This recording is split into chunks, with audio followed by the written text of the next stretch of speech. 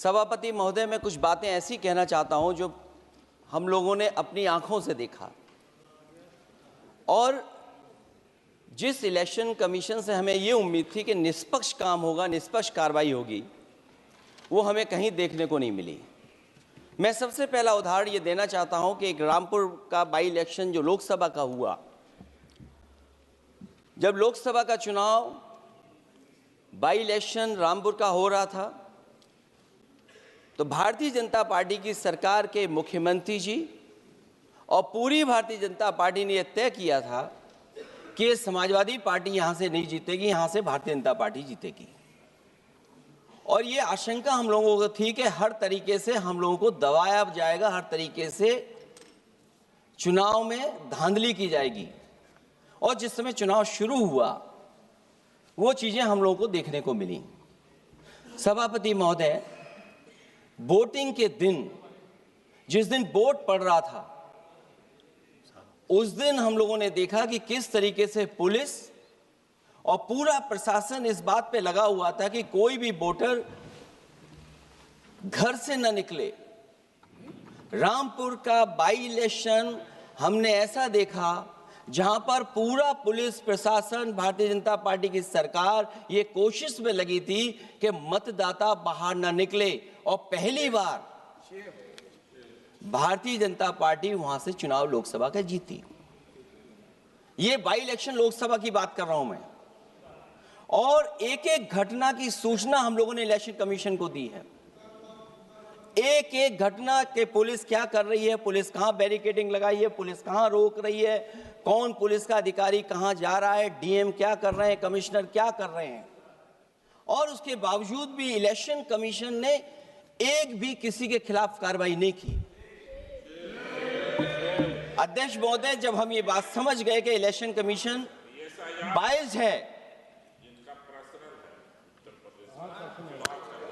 अध्यक्ष महोदय, ये जो नए नए लोग इधर से उधर खिसक गए हैं, या ना बोले तो अच्छा ही है। एक मिनट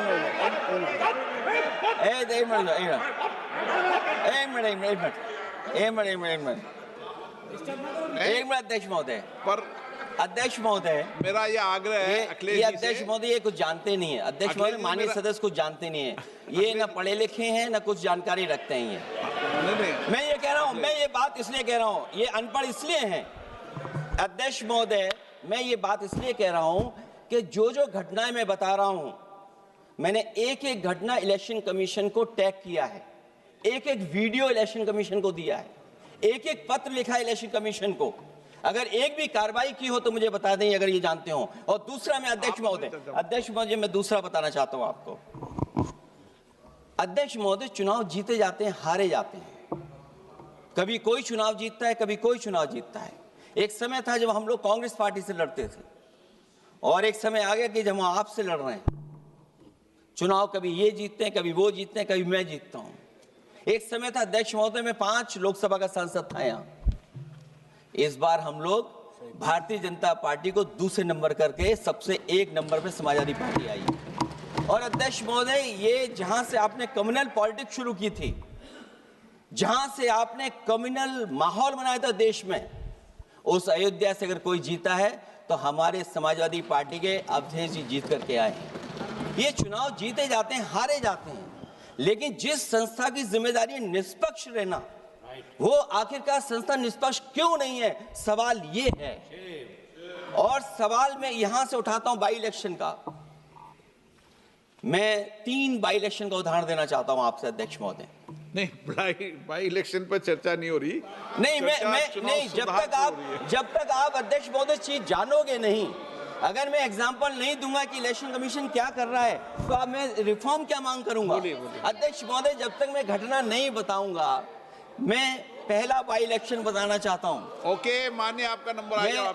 अगर आप रिफॉर्म पे बात कर रहे हैं तो आपको घटनाएं क्या हुई वो बात तो करनी पड़ेगी। अध्यक्ष महोदय, मैं बाई इलेक्शन मिल्कीपुर की बात करना चाहता हूं। बाई इलेक्शन मिल्कीपुर जो अयोध्या क्षेत्र में आता है, इलेक्शन कमीशन को हम लोगों ने शिकायतें की, यहां धांधली होने जा रही है, चुनाव को हराया जाएगा। वहां की सरकार ने मिलकर के किस अधिकारी को पोस्ट करना है, किसको प्रिसाइडिंग ऑफिसर बनाना है, और हम लोगों ने रंगे हाथ पकड़ा लोगों को। एक व्यक्ति को पकड़ा, वो 6 वोट के डाल के आ रहे थे। एक व्यक्ति को पकड़ा जो दूसरी विधानसभा से थे। एक मंत्री जी भाग गए जो हजारों लोगों को लेकर के उस विधानसभा में आए हुए थे। तो ये बातें मैं इसलिए बता रहा हूं कि अगर हमें रिफॉर्म करना है तो रिफॉर्म तभी संभव है जब हमारा इलेक्शन कमीशन निष्पक्ष होगा। इसलिए अध्यक्ष महोदय, मैं कांग्रेस पार्टी के सुझाव से सहमत हूं कि पहला सुझाव उन्होंने दिया है और हम समाजवादी पार्टी के लोग भी ये मानते हैं कि जो इलेक्शन कमीशन के अपॉइंटमेंट का जो तरीका है वो तरीका बदला जाए। वो कम से कम ऐसा हो, पारदर्शी हो, निष्पक्ष हो, दिखे कि हमारी भी कुछ भागीदारी है। क्योंकि जो व्यवस्था पहले थी उस व्यवस्था को अगर बदलने का काम किसी ने किया तो भारतीय जनता पार्टी ने किया है। इस व्यवस्था को बदलने का जो सुझाव कांग्रेस पार्टी की तरफ से है उस सुझाव से हम सहमत हैं। दूसरा सुझाव जो कांग्रेस पार्टी ने दिया है, थोड़े दिनों बाद सुधार आया है कांग्रेस में, इसके लिए हम उनको धन्यवाद और बधाई देते हैं। उन्होंने कहा, और अध्यक्ष महोदय मेरा भी सुझाव है कि इलेक्शन बैलेट पेपर से होना चाहिए। और इसलिए होना चाहिए कि बहुत प्रश्न लग रहे हैं, बहुत उंगली उठ रही है। इलेक्ट्रॉनिक चीजों पे बहुत सवाल खड़े हो रहे हैं और केवल भारत के अंदर लोकतंत्र में नहीं, दुनिया के लोकतंत्र में। और ये जो लोग कुछ कह रहे हैं इलेक्ट्रॉनिक की बात और टेक्नोलॉजी की बात कर रहे हैं, मैं उनसे कहना चाहता हूं कि भारत और जर्मनी की तुलना कर लें, भारत और अमेरिका की तुलना कर लें, भारत की और जापान की तुलना कर लें, हम कहां खड़े हैं।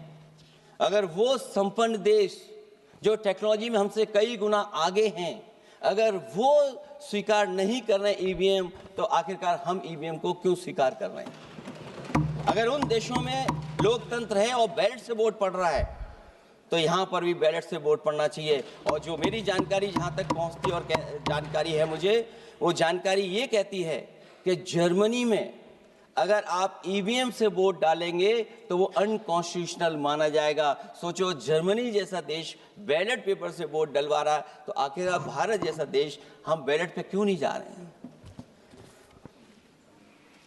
जो रिफॉर्म की बात आई है, सबसे पहला सवाल यही है कि रिफॉर्म का मतलब क्या होता है। जब कोई चीज अपने मूल रूप स्वरूप में होती है तो उसे फॉर्म कहते हैं।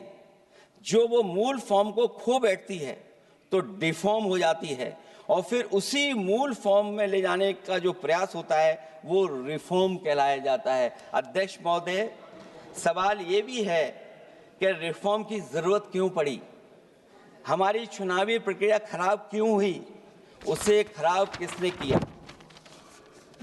किसी भी चीज के खराब होने के दो कारण होते हैं। एक ये कि उसे बाहरी लोगों ने खराब किया, और एक ये कि उसके अंदर से ही किसी ने खराब किया या किसी ने अपने स्वार्थ के लिए करवाया। तो अध्यक्ष महोदय, आज ये अजीब हालत है कि बाहर से ज्यादा चुनावी प्रक्रिया अंदर से खराब हुई है। और ये उदाहरण इसलिए मैं देना चाहता था बाई इलेक्शंस के और लोकसभा के इलेक्शन का, क्योंकि जिस तरह की शिकायतें की गई थीं, अध्यक्ष महोदय, एक भी शिकायत पे कार्रवाई नहीं हुई। एक और मैं उदाहरण देना चाहता हूं, फर्रुखाबाद का चुनाव लोकसभा का, हालांकि और लोकसभा के चुनाव को मैं नहीं कहूंगा, लेकिन फर्रुखाबाद का लोकसभा का चुनाव जो पिछली बार 2024 में बड़े करीब से मैंने देखा।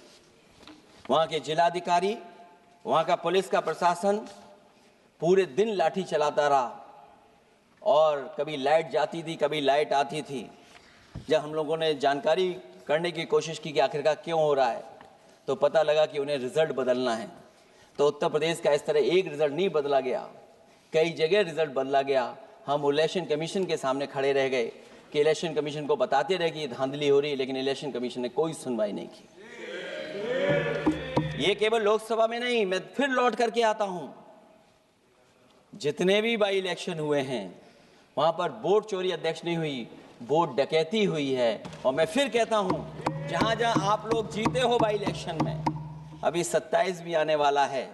अगर एक भी लोग वो जो विधानसभा आप जीत करके दिखा देना, मैं on the floor of house कह रहा हूं अध्यक्ष महोदय, अगर निष्पक्ष चुनाव होगा तो एक भी भारतीय जनता पार्टी वहां पर सीट नहीं जीतने वाली है।